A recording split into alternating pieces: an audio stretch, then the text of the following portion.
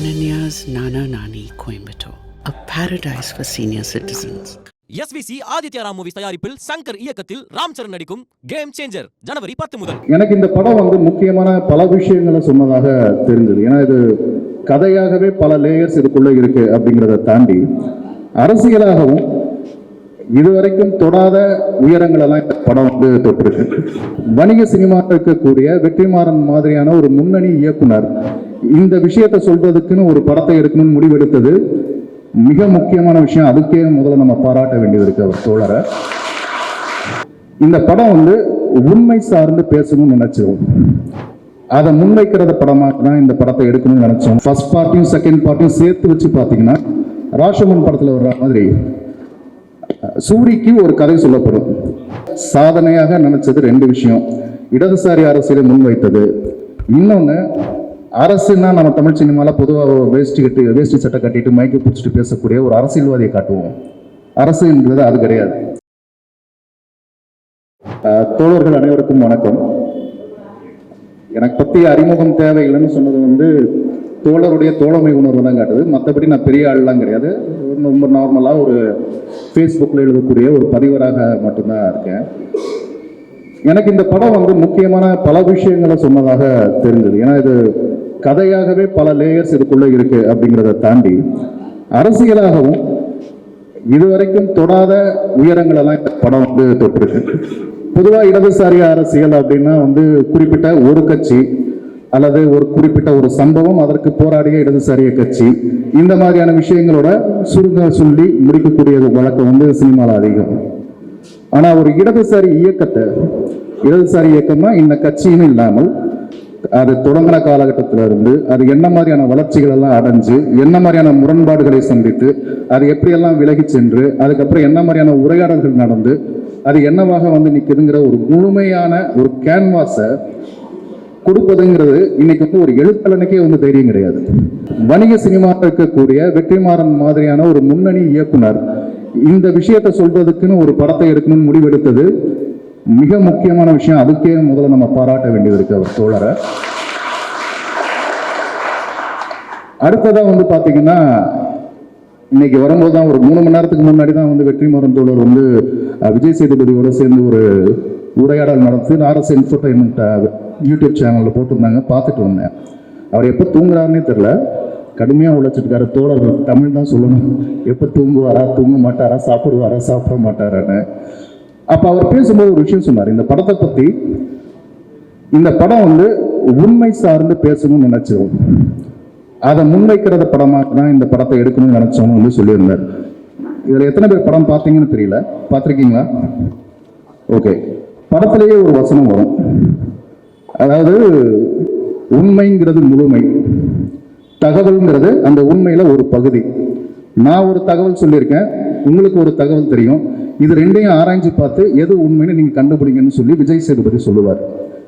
இந்த படத்துடைய மொத்த வடிவமே பார்த்தீங்கன்னா ஃபர்ஸ்ட் பார்ட்டையும் செகண்ட் பார்ட்டையும் சேர்த்து வச்சு பார்த்தீங்கன்னா ராஷமன் படத்தில் வர்ற மாதிரி சூரிக்கு ஒரு கதை சொல்லப்படும்.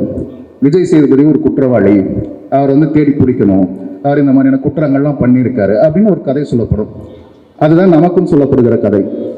நமக்கு என்னன்னா விஜய் சேதுபதி கண்டிப்பாக கெட்டவராக இருக்க மாட்டாருன்ற ஒரு நம்பிக்கையில் பார்க்கறதுனால நமக்கு அதை ஸ்கிப் பண்ணிடுவோம். பட் ஃபர்ஸ்ட் பார்ட்டில் அவர் ஒரு குற்றவாளியாக காண்பிக்கப்பட்டு அது அரெஸ்ட் பண்ணுவதாக அந்த படம் முடியுது.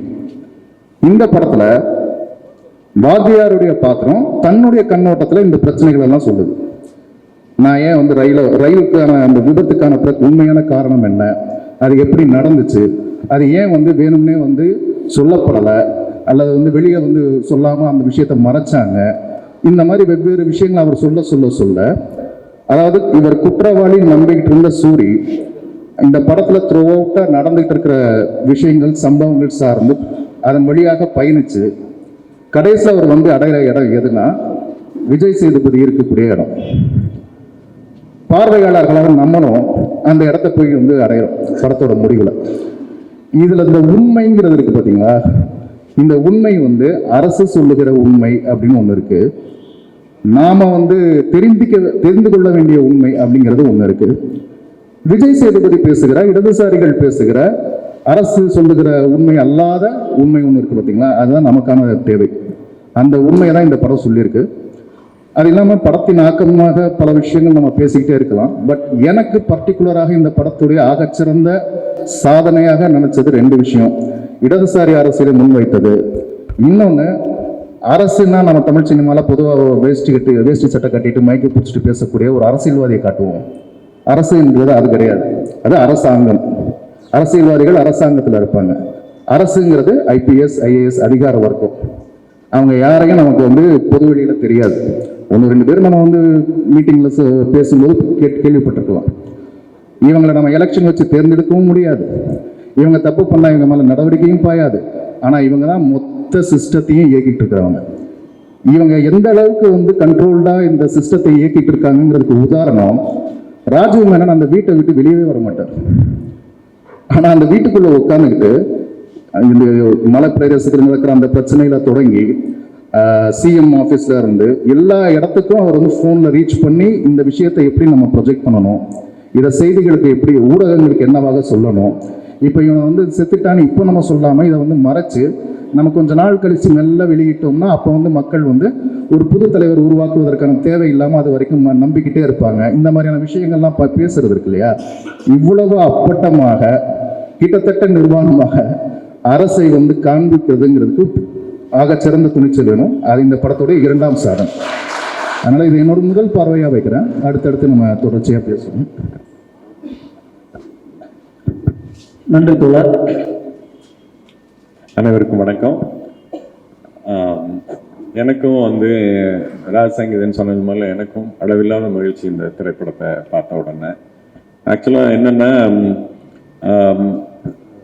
ராஜசங்கீதன் சொன்ன அதுலேருந்தே நான் ஆரம்பிக்கலாம்னு நான் நினைக்கிறேன். முதல்ல ஆக்சுவலாக இது நாள் வரையில் திரைப்படம் அதாவது என்ன சொன்னாங்க, விஷுவல் மீடியா ரொம்ப லேட்டராக இப்போ ஜனநாயகப்படுத்தப்பட்ட நிலையில் நீங்கள் எல்லா பெங்கையும் கேமராவோட எல்லாத்தையும் எல்லாருக்கும் பேசுகிறதையோ அல்லது செயல்படுறதையோ அல்லது உடல் மொழியோட சேர்த்தே காண்பிக்கிறதுக்கான பாசிபிலிட்டி இப்போ பிறகு அது வேறதான். அதுக்கு முன்னாடி இந்த சோஃபார் இப்படி நடந்திருக்கிறத இந்த சினிமா கதையினுடைய கதைக்களத்தையோ அவர் சொன்னது போல ஒரு 3 பார்ட்டை தான் அது நம்மளை ரீச் பண்ணியிருக்குன்னு நான் நினைக்கிறேன். எப்படின்னா, ஒன்று ஒருத்தர் சொல்ற செய்தி, இன்னொன்று பிரிண்ட் மீடியா தான். பிரிண்ட் மீடியாவிலேருந்து நீங்கள் அஸ்யூம் தான் பண்ண முடியும். நீங்கள் அதுலேயும் ஒரு அரசியல் என்னென்னா, எதை சொல்லலாம், பத்திரிகை எதை சொல்லலாம், எழுத்துப்பூர்வமாக எதை சொல்லலாம் எதை பேசலாம் என்றது மூலியமாக உங்களுக்கு கடத்தப்படுறது. அதுலேயும் நிறுத்தப்படுற செய்தி, சொல்லப்படுற செய்தி, சொல்கிற விதத்தில் எதை சொல்லணும், நீங்கள் எப்படி எடுத்துக்கிறணுன்றதுக்காக சொல்கிறது, இப்படியெல்லாம் இருந்த நிலை போய் இப்போ விஷுவலாகவே எல்லாமும் சொல்லிட முடியும் அப்படின்ற இடம் வர்ற இடத்துல இது நாள் வரையில் இருந்தது இப்படியான ஒரு பகுதியை சொல்ல முடியாத அல்லது இதை நேரடியாக பேச முடியாத அப்படி இருந்த ஒரு வாழ்க்கை முறை அல்லது ஒரு அரசியல் நிலையோ இதை மெயின் ஸ்ட்ரீம் சினிமாவில், எஸ்பெஷலி மெயின் ஸ்ட்ரீம் சினிமாவில் அதே மொழியில் சொல்லுவதற்கு, அதே மக்களுக்கு முன்னாடி அதை விரித்து வைக்கிறதுக்கான பாசிபிலிட்டி கைகூடி வந்திருக்கிறது தான் மிகப்பெரிய வெற்றியாக நான் கருதுகிறேன். அதுலேயும் ஒரு பொறுப்போடு செயல்படுகிற ஒரு கலைஞரால் தான் அது கலைஞரால் அது கிடைக்குது பீப்புளுக்கு. அந்த வகையில் எனக்கு இது இன்னும் என்னென்னா, விஷுவலாக இருக்கிறதுனால அது என்ன செய்தியை சொல்ல வருது அப்படின்றத அது இதாக ரியலிஸ்டிக்காக பியூட்டிஃபுல்லாக கனெக்ட் பண்ணுது. கூட நான் இந்த படத்தை பார்த்ததில் நான் கண்டது என்னன்னா, இந்த 30 ஆண்டுகளில் 35-40 ஆண்டுகளுக்குள்ள பாப்புலரா ஒரு இமேஜ் இருக்கு. நான் சொல்றதுல இதுலயே விஷுவலா ஒரு பாப்புலரா ஒரு இமேஜ் இருக்கு. ஒரு போராளி ஒருத்தர் இறந்துட்டாருன்னா அவரை எப்படி போட்டோகிராஃபி உங்களுக்கு காமிச்சிருக்கு, அல்லது ஒரு சம்பவத்தை இந்த புகைப்படங்கள் அல்லது ஒரு காட்சியாக உங்களுக்கு ஏற்கனவே எப்படியெல்லாம் உங்களுக்கு காண்பிக்கப்பட்டிருக்கு, அல்லது காண்பிக்கப்பட்டிருக்கின்றத விட நாம எப்படி பார்த்துருக்கு, பொது சமூகம் எப்படி பார்த்துருக்கு, அதன் மூலியமாக எல்லார் மனதிலையும் உறைந்திருக்கிற ஒரு சித்திரங்கள் மூலியமாகவே இந்த சினிமா இந்த சம்பவங்களை கோர்த்து பிரமாதமா காமிக்கிறதாக நான் இந்த படத்தை பார்த்தேன். கூட விஷுவலா நான் இன்னைக்கு ரொம்ப லிமிட்டடா இன்னைக்கு இருக்கிற யங் டைரக்டர்ஸ்ல விஷுவலா எல்லாத்தையுமே விஷுவலா யோசிக்கிற இயக்குனர்களில் மிக முதன்மையான இயக்குனராகவும் நான் வெற்றிமாறனை ஒரு 2-3 பேரை நான் பார்க்குறது மாதிரி இல்லை மிக முதன்மையானவராக வெற்றிமாறனை பார்க்குறேன். அந்த வகையில் இந்த திரைப்படம் விஷுவலாக பேசுறதோட ராஜசேகரன் சொன்னது போல உண்மையை வைக்கிறது. அதாவது 3 விதமா, அதாவது சொல்ற கதை வேற, கேட்குற கதை வேற, படிக்கிற கதை வேற, பார்க்குற கதை வேறையா இருந்ததை எல்லாவற்றையும் வந்து இப்போ இருக்கிற மாடர்ன் பாசிபிலிட்டியில் அதை வந்து தனித்த தெளிவான ஒரு பாண்டித்யத்தோடு இந்த திரைப்படம் இதுவரையில மக்களுக்கு கிடைக்காத, மக்களுக்காக உழைத்திருக்கிற, அவங்கள பற்றிய செய்தி, வராத செய்தியை கேள்விப்பட்டதாக இருந்த இடத்துல இருந்து பொது மொழியில, அதுலயும் குறிப்பா மெயின் ஸ்ட்ரீம் சினிமாவுடைய லாங்குவேஜ்லேயே அதை வந்து பேசுவதன் மூலமாக இந்த சினிமா மிக மிக முக்கியமான ஒரு காரியத்தை செய்திருக்கிறது என்றுதான் நான் முதல்ல இதை சொல்லணும்னு நினைக்கிறேன். அடுத்து பேசுவாங்க. ஆமா, லெனின் பேசினாரு. அவரும் வந்து ஒரு ரொம்ப முக்கியமான ஒரு விஷயத்த சொன்னார். அதாவது படம் பார்க்கலாம் வேற ஒரு இதை சொல்றாரு. அதே மாதிரி என்னுடைய நண்பர் ஒருத்தர் அகாடமியானவர், அவர் விஷுவல் கம்யூனிகேஷன் இதெல்லாம் டீச் பண்றவர். அவரும் என்ன சொன்னார்னா, நேற்று அவர் ஒரு கட்டுரையை யூரோப்பில் இருக்கிற ஒரு பத்திரிகை எழுதுனதை பற்றி நேற்று சொல்லும் போதும் 2 பேருடைய தனித்தனியாக 2 பேருடைய கேட்டேன். காலையில் அவர் பேசுகிறேன், நேற்று அவர் பேசுகிறாரு. நானும் இதை நினைச்சேன். அது வந்து 2-3 என்னன்னா, அதாவது தமிழ்நாடு வந்து எப்படின்னா மற்ற மாநிலங்களை காட்டிலும், அதாவது நாடகம், அதாவது நான் பொலிட்டிக்கல் ஆக்டிவிட்டியை நான் சொல்கிறேன், நாடகத்தில் முதல்ல இருந்திருக்கு, அப்புறம் மெதுவாக அது வந்து சினிமாவுக்கு வருது தமிழ்நாட்டில். அப்போ அதாவது கிரியேட்டிவ் பீப்புள், அதில் இன்டலெக்சுவல்ஸு, அறிவார்ந்தவர்கள், கூடவே அரசியல் தெளிவு உள்ளவர்கள் ஆல ஒரு பகுதி முதல்ல ஒன்று வருது.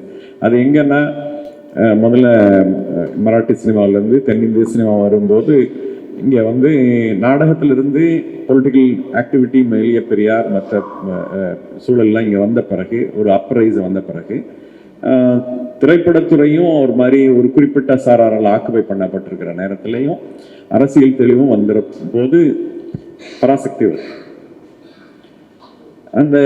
அந்த டைம்ல அதாவது அந்த கதையை இன்னைக்கு இவங்க 2 பேரும் டீகன்ஸ்ட்ரக்ட் பண்ணி என்கிட்ட சொன்னாங்க. அது என்னன்னா, அது வந்து ஆக்சுவலா அந்த பெண்ணுடைய, அந்த அபலை பெண்ணுடைய வாழ்க்கையை தான் அந்த கதை சொல்லுது. ஆனா பின்னாடி 2 சகோதரர்கள் இருக்காங்க. அப்புறம் வந்து மிகப்பெரிய ஆளுமையான சிவாஜி கணேசனுடைய ஆளுமையான அந்த கலைஞரையும் 2 பேரை மட்டுமே முன்னாடி சொல்லுது. கூட டீகன்ஸ்ட்ரக்ட் பண்ணி அதை படிக்க வேண்டியதெல்லாம் இன்னைக்கு 2 பேரும் ரொம்ப அகாடமியன்ஸ் 2 பேரும். அவரும் அதே மாதிரி சொன்னாரு. எப்படி அதுல என்னென்ன இமேஜ் எந்தெந்த இடத்துல வருது, எந்த இமேஜ், அதை கோர்ட்ல இருக்கிறது மட்டும் இல்லை, வந்து அவர் வந்து ஒரு ஸ்டோரி போர்டு மாதிரி சில இமேஜ் எல்லாம் சொல்றாரு. எந்த இமேஜ் வர நேரத்துல அண்ணனை பத்தி தான் பேசினாலும் பின்னாடி அண்ணா படம் இருக்கு. இந்த மாதிரி வந்து பியூட்டிஃபுல்லான ஒரு இதெல்லாம் அதுல இருக்கு. அதுக்கு பிறகு நான் பார்க்கறது இங்க இருக்கிற பொலிட்டிக்கல் சேஞ்சஸ், நீங்க சொன்ன மாதிரி எல்லாரும் சொல்றது நமக்கு தெரியும். இதை ஊன்றி அரசியல் பூர்வமாக ஊன்றி ஆழமாக கவனிக்கிறவர்களுக்கு தெரியும். இந்த இன்க்ளூடிங் பிரிட்டிஷ் பீரியட்லேருந்து இன்னைக்கு வரைக்கும், நேற்று வரைக்கும், இது சித்தாந்த ரீதியாக தன்னை அர்ப்பணித்து கொண்டு தலைமுறை வாழ்க்கையோடு வாழ்ந்த இது என்ன சொல்ற கமிட்டடா ஃபார் பீப்புள், தன்னை அழிச்சுக்கிட்டு ஃபார் மக்களுக்கான வாழ்க்கையே. இப்போ நம்ம எல்லாம் பேசணும் பாருங்க, வேற மாதிரி கதை சொல்றான், இல்லைன்னா மாத்திடுறான், இல்லைன்னா அதிகாரம் வரைக்கும் வேற மாதிரி மாத்திடுது, அதை வந்து டைல்யூட் பண்ணிடுது, அல்லது உங்களுக்கு மக்களுக்கு அவரை வந்து முழுமையா தெரிய விடாம ஆக்கிறது. இப்படியான பல கட்டணை வந்து அதுக்கு நடுவில் விழுந்துட்டே இருக்கு. அதை எல்லாத்தையும் சேர்த்து நான் சொன்னது போல பொது படிமமா, ஏற்கனவே நீங்களும் நானும் அறிந்திருக்கிற பொது படிமமா கொண்டு வர்றது. இப்போ அதே தான் நான் என்ன சொன்னேன், அதோட அவங்க பேசுனதோட நான் ஆண்ட வேலை இப்போ வரும்போதெல்லாம் அதை கனெக்ட் பண்ணிட்டேன் வந்தேன். என்னன்னா, அன்னைக்கும் பாப்புலர் சினிமாவுக்குள்ள வந்து தான் பராசக்தி வந்து வேற வேலை செஞ்சிச்சு. இன்றைக்கு அதாவது மார்க்சிய சித்தாந்தத்தோடு சேர்ந்து இயங்கிய, அல்லது அந்த பார்வையோடு சேர்ந்து இயங்கிய, அல்லது அதனுடைய ஆழத்தையும் தெரிய விடாம மக்கள் பக்கத்துல மக்களுக்காக செயல்பட்டு இருக்கிற மனிதர்களை மக்களை பக்கத்துல அவங்களை அறிய விடாம ஆக்குறதுக்கான சக்தி இருக்கு பாருங்க. அது வந்து பெருகி அவங்கள மறைக்கிற காலகட்டத்துல பொது மொழியில நான் சொன்னது போல 35-40 ஆண்டுகள்ல பொது மொழியில மக்கள் ஏற்கனவே பழக்கப்பட்டிருக்கிற பாப்புலர் சினிமா ஃபார்மேட்டுக்குள்ளேயே சொல்றதுன்றதும் மிக மிக முக்கியமானது. அது வந்து இந்த படம் தான் முதன்மையாக அதை நிகழ்த்தியிருக்கு. இதுக்கு முன்னாடி இதுக்கு இடையில எதுவும் நடக்கவே இல்லைன்னு நான் கருதுறேன். அந்த வகையில் வந்து கூட நான் என்ன சொல்றேன்னா, ஒரு ஏபிள் கிரியேட்டிவ் பர்சன். அவங்க சொன்ன மாதிரி கிட்டத்தட்ட நல்லா பெயிண்ட் பண்ற கடைசி வரைக்கும் ஏதோ டச் பண்ணிட்டு நாங்க இருப்போம். அது போலதான் வந்து வெற்றி ஒர்க் பண்றதெல்லாம் நான் பார்த்துருக்கிறேன். வெற்றி இந்த படம் கடைசி வரைக்கும் ஒர்க் பண்ணிட்டே இருந்ததுல அப்படின்றதும் எனக்கு பெரிய மகிழ்ச்சி தான் இருந்தது. ஆனா என்னன்னா, இது வந்து நான் எப்படி சொல்றேன்னா, இனிமே அடுத்து வருகிற கலைஞர்களுக்கு இதுவே பாடம். நான் அப்படிதான் சொல்றேன். எப்படின்னா இதுவே பாடம். எப்படி ஒரு என்ன சொல்ற சென்சிபிள் ஆர்டிஸ்ட் எப்படி இயங்கணும், in what way they have to do, எந்த வழியில தன்னை தயார்படுத்திக்கிறணும், எந்த வழியில கடைசி வரைக்கும், அதாவது இந்த படத்தை எடுக்கிறதுக்கு அது மட்டும் இல்லை, அந்த போராளியினுடைய வாழ்க்கை மட்டும் இல்லை, இப்படி ஒரு காரியத்தை செய்யணும்னா அந்த கலைஞருக்கும் என்ன இந்த தடையெல்லாம் வரலாம் நாளைக்கு. அப்ப கூட நீங்க எப்படி ஒரு கலைஞர் எப்படி இயங்க வேண்டும் என்பதையும் சேர்த்துதான் இந்த படம் சொல்லுதுன்னு நான் நினைக்கிறேன். அந்த வகையில மிக மிக முக்கியமான படமாக நான் எப்போதும் இதை இன்னும் தொடர்ந்து வருகிற அந்த மாணவர்கள்ட்ட நான் பேசினேன். இப்போ நேற்று இன்னைக்குள்ள நான் பேசினதுல எல்லாம் எல்லா இடத்துலையும் இதே தான் பேசிட்டு இருக்கிறேன். தொடர்ந்து பேசுவோம். Ananya's Nana Nani Coimbatore, a paradise for senior citizens. SVC Aditya Ram movies தயாரிப்பில் சங்கர் இயக்கத்தில் ராம் சரண் நடிக்கும் கேம் சேஞ்சர் ஜனவரி 10 முதல்.